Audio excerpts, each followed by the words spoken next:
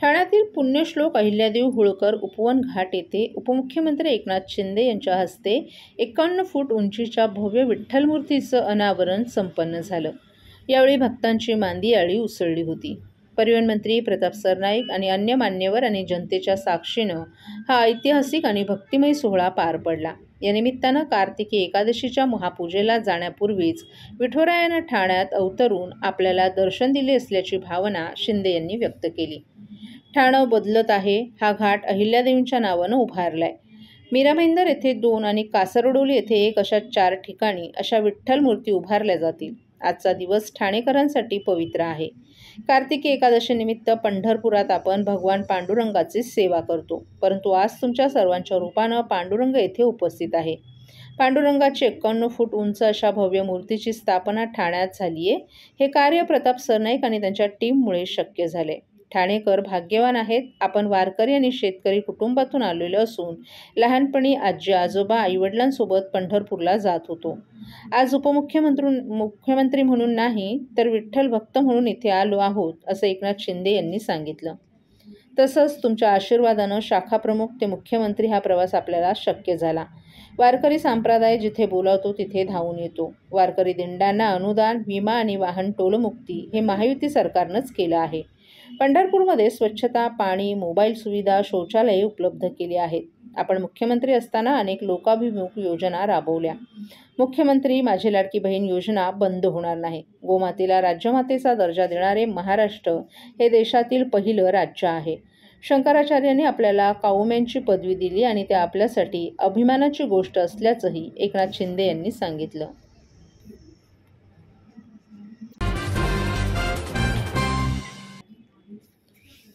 सामाजिक, सांस्कृतिक आणि शैक्षणिक क्षेत्रात गेली 23 वर्ष कार्यरत असलेल्या ठाण्यातील प्रारंभ कला अकॅडमी या सामाजिक संस्थेच्या आम्ही साऱ्या जणी महिला महोत्सवात यंदा राष्ट्रपती पुरस्कार विजेत्या राष्ट्रीय भारुडकार चंदाताई तिवाडी यांची लोककला सादर होईल। या महोत्सवाचं यंदाचं हे 13वं वर्ष आहे। घोडबंदर रोडवरील आयलिफ बँक्वेट हॉल येथे 8 नोव्हेंबर रोजी दुपारी 3:30 ते रात्री 8:30 या वेळेत होणाऱ्या या कार्यक्रमात विविध क्षेत्रात उल्लेखनीय कामगिरी करणाऱ्या 4 दाम्पत्यांसह उत्कृष्ट कामगिरी करणाऱ्या मान्यवरांचाही सत्कार केला जाणार आहे।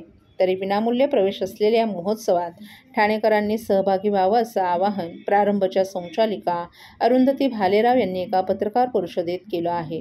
प्रारंभच्या महिला महोत्सवाच्या निमित्तानं 5 नोव्हेंबर रोजी डॉक्टर काशीनाथ घाणेकर नाट्यगृहात महिलांच्या कलागुणांना वाव देणाऱ्या विविध स्पर्धांसह 18 ते 35 वर्ष आणि त्यापुढील वयोगटातील महिलांसाठी गीतगायन, समूह नृत्य आणि एकल नृत्य स्पर्धा होणार आहेत। या स्पर्धांमधील विजेत्यांचा पारितोषिक वितरण समारंभ 8 नोव्हेंबर रोजी आरमॉलमधील आयलिफ सभागृहात होणार असून सुप्रसिद्ध अभिनेत्री मृणाल कुलकर्णी, ज्येष्ठ समाजसेविका रेणू गावस्कर प्रमुख पाहुण्या असणार आहेत। यावेळी पितांबरी प्रोडक्ट्सचे व्यवस्थापकीय संचालक रवींद्र प्रभुदेसाई, सुधा म्हैसकर, नानजी पटेल, चित्रपट निर्मात्या अर्पणा पाडगावकर, प्रतीश आंबेकर आदी मान्यवरही उपस्थित राहणार आहेत। या कार्यक्रमात भारुडकार चंदाताई तिवाडी यांची लोककला सादर होणार असून IPS समीर वानखेडे आणि अभिनेत्री क्रांती रेडकर या दाम्पत्यांची मुलाखत डॉक्टर अरुंधती भालेराव घेणार आहेत।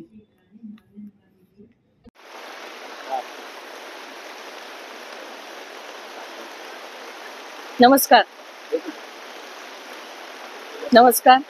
प्रारंभ कला अकॅडमी ठाण्याच्या वतीने मी डॉक्टर अरुंधती भालेराव महिला महोत्सव 2025 वर्ष 13वे या निमित्तानं आयोजित केलेल्या पत्रकार परिषदेत आपल्या सगळ्यांचं मनापासून स्वागत करते। माझ्या बरोबर आहेत माझ्या संस्थेच्या विश्वस्त मनीषा आचार्य, कीर्ती केरकर, आमची वैशाली पराड, आमच्या स्नेहलताई पुरंदरे, मनीषा शितूत मॅडम आणि अलका आडगावकर। आमच्या वैशाली कुलकर्णी आज काही कारणास्तव इथे उपस्थित राहू शकलेल्या नाहीत, त्या इथे आहे असं मी समजते। प्रारंभ कला अकॅडमीचा आपल्याला कल्पना आहे हा 13वा महिला महोत्सव आहे। याच्या सगळ्या स्पर्धा 9 स्पर्धा आहेत, ज्या 5 नोव्हेंबरला सकाळी 8 ते रात्री 9 या वेळेत घाणेकर लघु नाट्यगृहामध्ये दिवसभर महिलांसाठी संपन्न होत आहेत। त्यामध्ये गीत गायन, समूह नृत्य आणि सोलो डान्स याला 2 गट आहेत, 18 ते 35 आणि 35 ते ऑनवर्ड्स। त्याचप्रमाणे उखाणी स्पर्धा, चारोळी स्पर्धा, सुविचार स्पर्धा, मंगळागौर स्पर्धा, समूह भजन स्पर्धा आणि फॅशन शो स्पर्धा, इतक्या स्पर्धांचं महिलांसाठी आयोजन केलेलं आहे आणि 400-450च्या वर महिलांनी यामध्ये आपला सहभाग नोंदवलेला आहे. प्रारंभाची ही परंपरा आहे गेल्या 13 वर्षांची. संस्थेच्या 23 वर्षातल्या कार्यकाळामध्ये महिला महोत्सव हा उपक्रम, प्रारंभचे जे सामाजिक उपक्रम आहेत त्याच्या आर्थिक उभारणीसाठी म्हणून हा महिला महोत्सव घेतला जातो. या महिला महोत्सवात Pitambari, union bank of India, TJSB, आयलिफ रिट्स बँक्वेट हॉलची व्हेन्यू पार्टनरशिप, त्याचप्रमाणे भूमी वर्ल्ड आणि रोटरी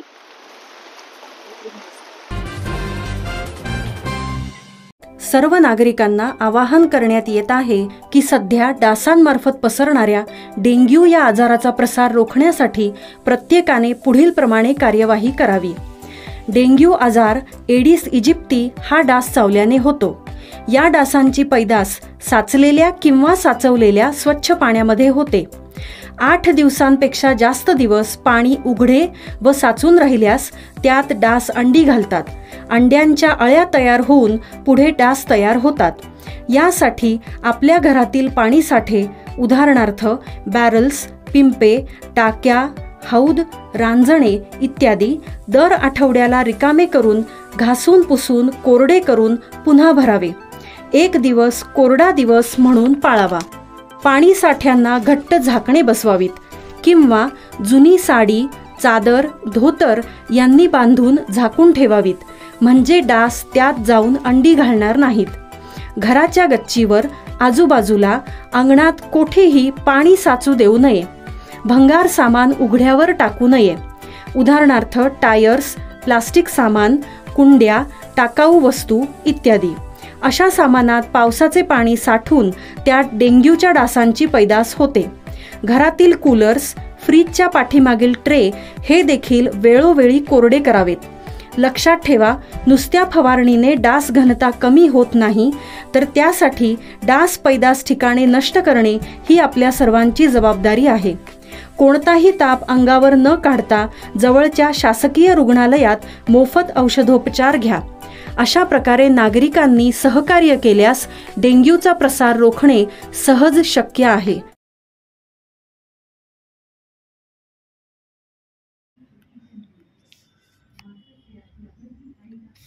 राज्यातील अवकाळी पावसानं शेतकऱ्यांचं प्रचंड नुकसान केलं असून सोयाबीन, मका, कापूस, भात आणि कांदा या पिकांचं मोठ्या प्रमाणावर नुकसान झाले. काढणीला आलेली किंवा काढणी करून ठेवलेली पिकं पावसानं भिजून सडू लागली आहेत, तर अनेक ठिकाणी कोंब फुटल्यानं शेतकरी हवालदिल झालेत. या पार्श्वभूमीवर शेतकऱ्यांना दिलासा देताना उपमुख्यमंत्री एकनाथ शिंदे यांनी मोठी घोषणा केली आहे. ठाण्यातील पुण्यश्लोक अहिल्यादेवी होळकर उपवन घाट येथे 51 फूट उंच भव्य विठ्ठल मूर्तीचा अनावरण कार्यक्रम काल सायंकाळी आयोजित करण्यात आला होता. या कार्यक्रमात उपमुख्यमंत्री एकनाथ शिंदे यांनी बोलताना अतिवृष्टीमुळे नुकसान झालेल्या शेतकऱ्यांना दिलासा देत मोठी घोषणा केली आहे. या सोहळ्याला परिवहन मंत्री प्रताप सरनाईक, खासदार नरेश मस्के, माजी आमदार रवींद्र फाटक, युवासेनेचे कार्याध्यक्ष पूर्वेश सरनाईक यांच्यासह अनेक मान्यवर आणि नागरिकही मोठ्या संख्येनं उपस्थित होते. वारकरी दिंड्यांना अनुदान, विमा आणि वाहन टोलमुक्ती हे महायुती सरकारनंच केलं आहे. पंढरपूरमध्ये स्वच्छता, पाणी, मोबाईल सुविधा, शौचालये उपलब्ध करण्यात आली आहेत. अतिवृष्टीमुळे शेतकऱ्यांचं नुकसान झाल्यानं सरकार मदत करेलच, परंतु ज्यांच्या घरी लग्न ठरलं आहे ते लग्न मोडणार नाही. सर्व खर्च शिवसेना करेल असं शिंदे यांनी सांगितलं. शेतकऱ्यांची कर्जमुक्ती करण्याचा निर्णय देखील महायुती सरकारनं घेतल्याचं त्यांनी सांगितलं. प्रताप सरनाईक यांनी पूरग्रस्त भागात 101 गायी दान केल्याचं सांगत त्यांच्या कार्याचं त्यांनी कौतुकही केलं.